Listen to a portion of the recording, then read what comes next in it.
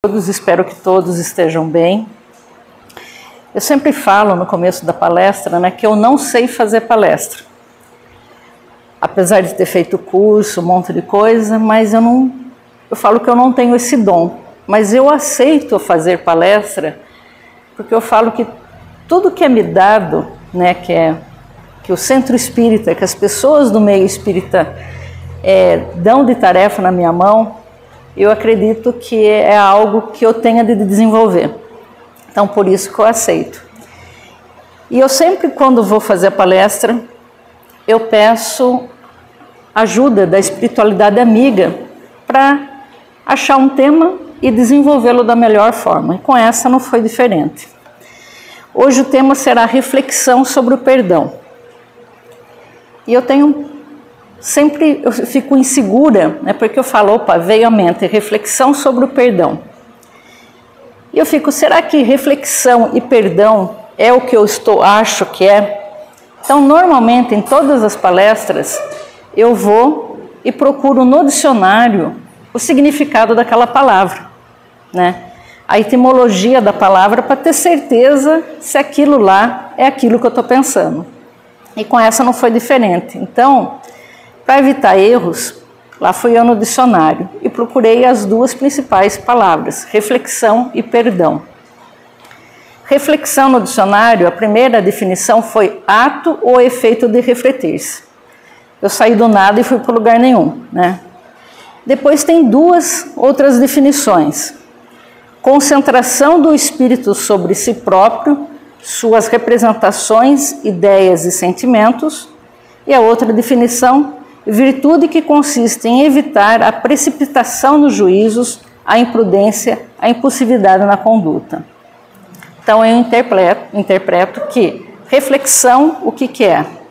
Eu, baseado nos meus conceitos de educação, de sentimentos, de ideia, analiso algo a fim de evitar um juízo errado, a impulsividade. Eu vou refletir sobre aquilo que aconteceu, sobre aquilo que foi falado, baseado nos conceitos que eu tenho. E perdão, foi a segunda palavra.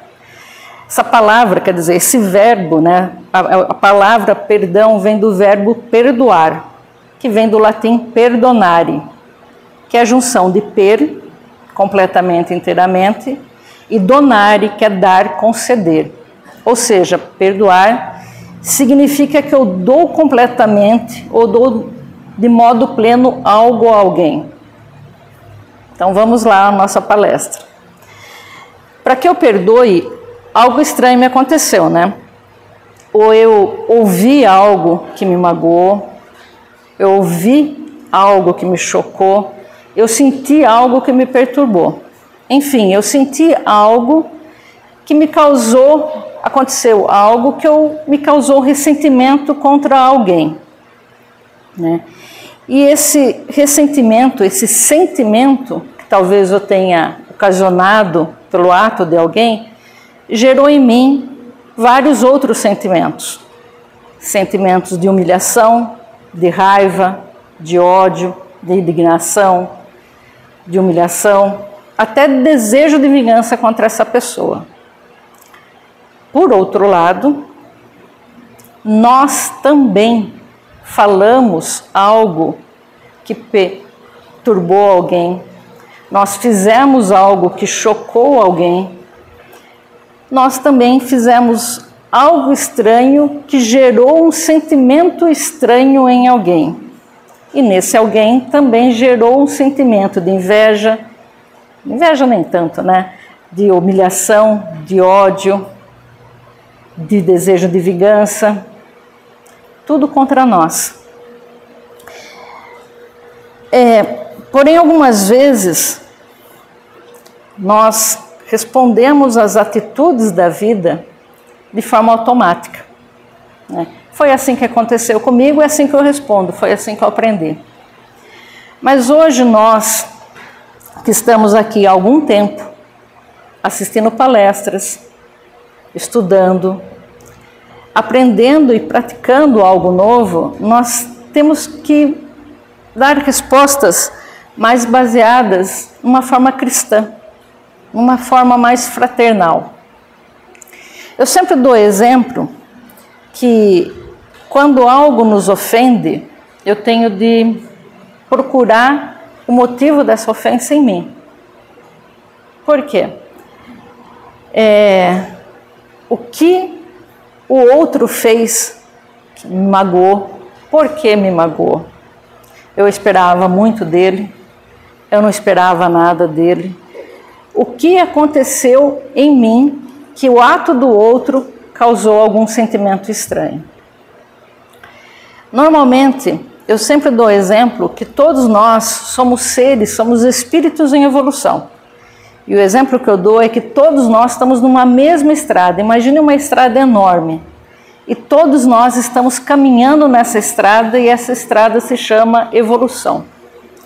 Muitos estão caminhando em passos largos e rápidos, outros caminhando mais lentamente e outros estão até tropeçando nos próprios pés.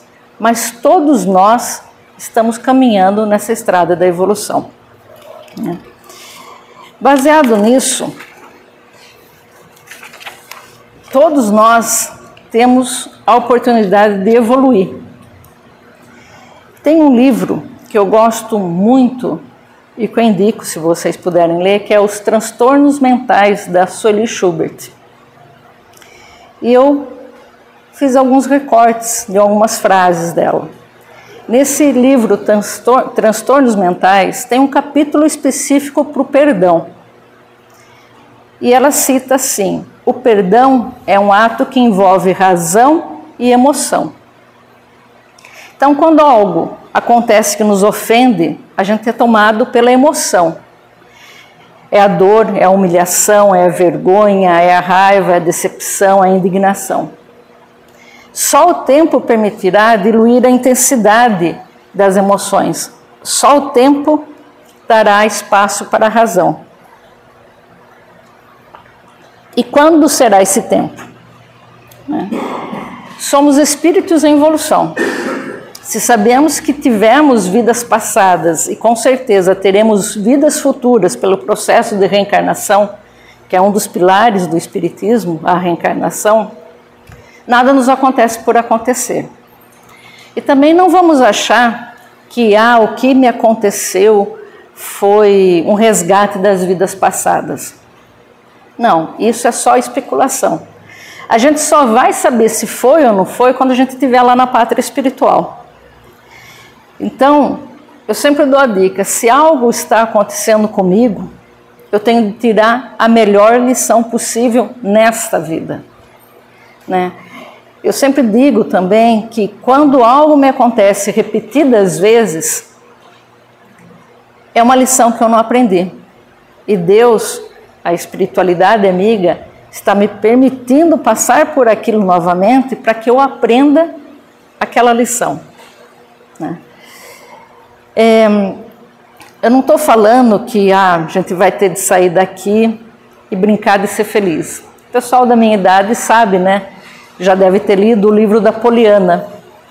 Que a Poliana acontecia a pior catástrofe com ela, mas ela brincava de ser feliz. Eu não quero dizer isso, que as pessoas vão nos ofender, vão nos magoar e eu sou feliz. Não. Eu quero dizer que nós temos que ter em mente que o maior exemplo nosso que passou nesse planeta, que foi Jesus Cristo, ele não perdeu um minuto da sua vida aqui na Terra para nos ensinar sobre o perdão. Nos dizendo que nós temos não de perdoar 7 vezes, mas 70 vezes 7 vezes. E também não estou falando que a gente tem de perdoar 490 vezes. O que ele quis dizer é que a gente tem de perdoar um infinito de vezes. Ele também deixou uma única oração. E nessa oração tem a seguinte frase: Pai, perdoa as nossas dívidas, assim como nós perdoamos os nossos devedores. Em nenhum momento também ele se ofendeu ou ficou magoado ou ressentido com aqueles que os condenaram, que o condenou e que o executou. Muito pelo contrário. Ele deixou uma mensagem e pediu a Deus não só por eles, mas por todos nós. Pai, perdoa, que eles não sabem o que fazem. Ele não foi tomado pela emoção, ele foi tomado pela razão, porque ele estava num grau muito avançado, muito maior do que nós.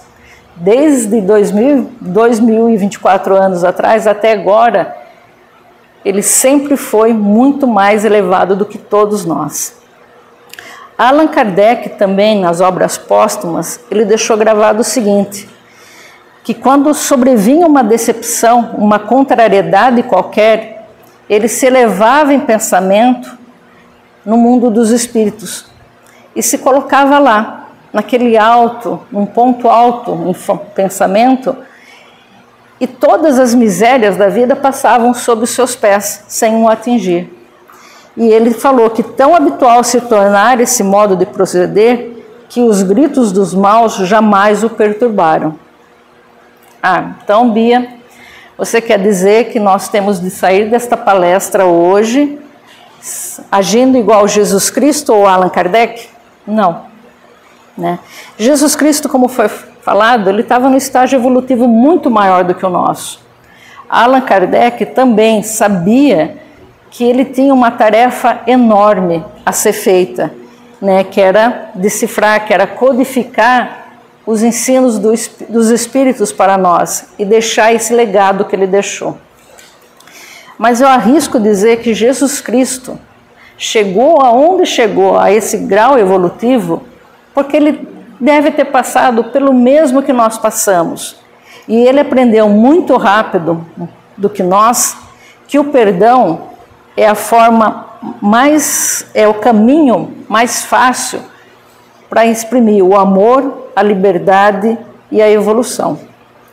Allan Kardec também, ele sabia já de antemão, tanto Allan Kardec como seus companheiros, que se eles se ressentissem, se eles se magoassem com aquilo que era falado deles ou para eles, eles não teriam deixado o legado que eles deixaram. Eles sabiam que a tarefa deles seria muito maior do que apenas eles se ressentirem. O que eu pretendo deixar como reflexão para todos nós é até quando perderemos o tempo com mágoas de pessoas e atos que não podem mudar. Por que não podem mudar? Porque estão no passado. Essas pessoas e nós mesmos, quando cometemos lá atrás erros que causaram mágoas, ressentimentos a alguém, nós demos o que podíamos dar e recebemos o que poderiam dar para nós. Nós temos de ter isso em mente. E tem uma frase que a gente sempre ouve, eu pelo menos sempre leio em algum lugar ou outro, e que a gente fala, mas talvez a gente não analise, que é a seguinte: o passado não pode mudar, o futuro pode não acontecer, vivo agora, por isso ele se chama presente. O passado nós não podemos mudar, como já falado, seja de atos que fizeram para conosco, como de atos que fizemos para os outros. Como eu falei, nós demos e recebemos o que cada um podia dar naquele momento. Cada um de nós temos de entender que o outro, como nós, tem as suas limitações. E naquele momento, cada um deu o que poderia dar. Se a gente deu ou não deu de forma fraternal ou não. Eu sempre falo que se a gente guarda mágoa, ressentimento, que futuro nós teremos? Por que futuro nós teremos? Eu sempre falo que nós somos geradores. Essa casa aqui, há muitos que vão concordar comigo, quando nós adentramos, eu pelo menos sinto uma energia muito boa, de paz, de amor, de carinho, de fraternidade. Sabemos que a espiritualidade, os mentores da casa ajudam nisso. Mas a grande parte desse sentimento é gerado por nós.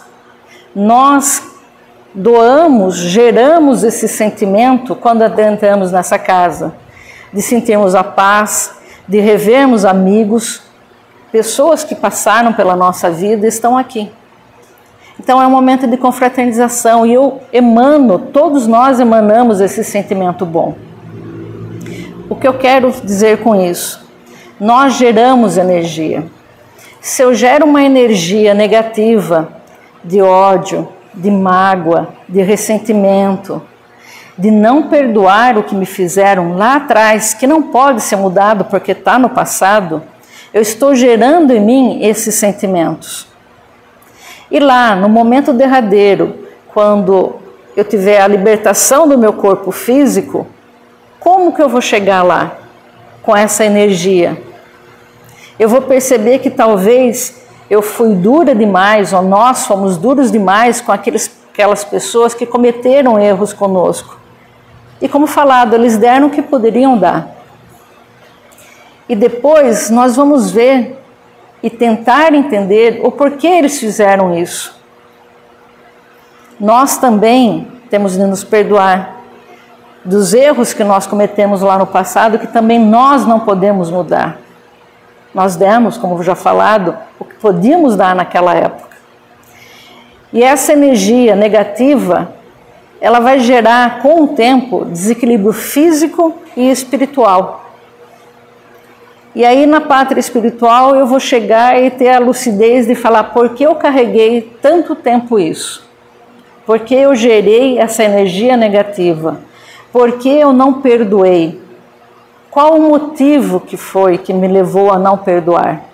Foi o meu orgulho? Foi a minha falta de conhecimento? Ou foi simplesmente porque eu não quis? O outro sempre errou e eu nunca o perdoei. Então, nós temos de ter isso em mente, que nós também somos os nossos algozes, nós também erramos, né? E nós temos de pensar que a partir do momento que nós nos libertamos dessa energia, nós estamos começando a viver o presente. O presente é o agora, né? Que é um presente.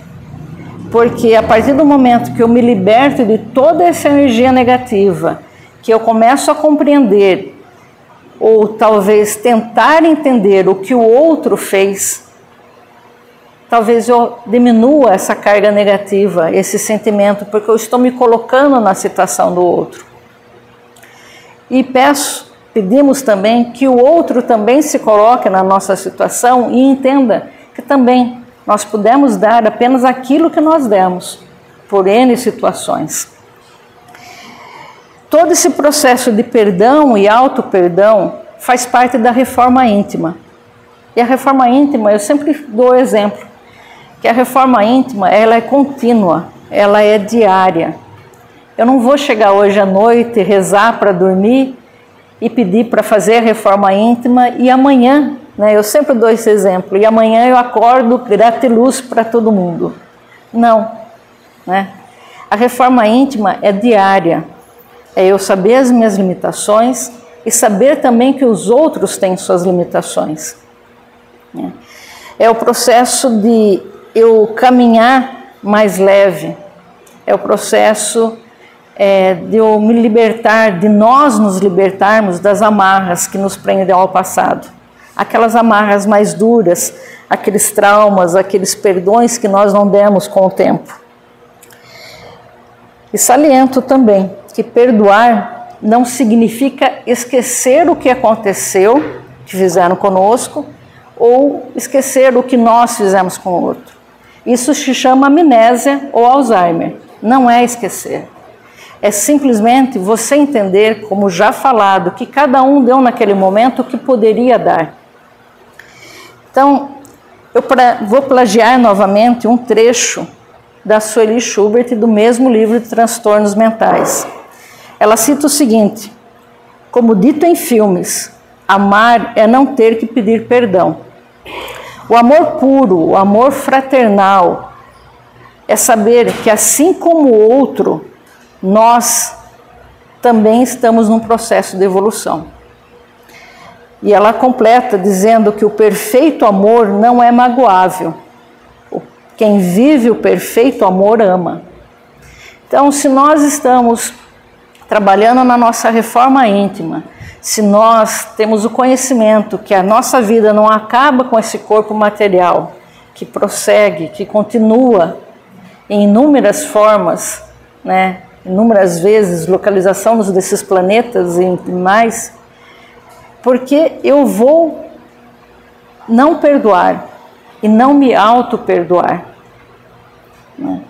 Parar de me condenar. Eu falo que o auto-perdão, quando nós analisamos e falamos, não, eu errei e eu me perdoo por isso, mesmo que nós não tenhamos a oportunidade de falar isso para as pessoas que nós magoamos, nós libertamos, eu arrisco dizer, do caminho da perturbação, da depressão. Porque quanto mais negativo nós pensarmos, mais negativos atrairemos para nós. Nós sabemos dessa sintonia. Então, o auto-perdão, ele é muito importante para que nós conseguimos caminhar seguros. Então, que todos nós possamos refletir sobre o perdão. E quando eu estava aqui me preparando para a palestra, pedindo à espiritualidade que eu conseguisse fazer uma palestra de acordo, apesar de trazer a colinha, o Marcos me entregou esse panfletinho, não sei se é igual para todos. Eu achei interessante que a hora que eu peguei, ele falava sobre o perdão. Então eu vou ler para vocês. Erros. Compadece-te sempre, assim pede o Senhor. Quem nunca escorregou, talvez caia amanhã. Esse que chora, espera coração que o entenda. Outro sonhava o bem, mas ficou preso ao mal. O perdão aparece àqueles que perdoam. Todos estamos juntos na justiça de Deus. E essa frase eu falo que seria bom para finalizar. O perdão aparece àqueles que perdoam. Então, que nós possamos refletir sobre tudo que foi falado. Eu costumo dizer que a espiritualidade amiga, quando eu peço ajuda, ela me intui a escrever não só o que os outros têm que ouvir, mas o que eu tenho que ouvir. Então, eu agradeço sempre a espiritualidade amiga, a ajuda que ela me deu para redigir, e que possamos perdoar e amar de forma fraternal a todos que cruzaram o nosso caminho e que irão cruzar. Então eu agradeço a vocês a oportunidade de estar aqui fazendo essa palestra, pessoal. Muito obrigada.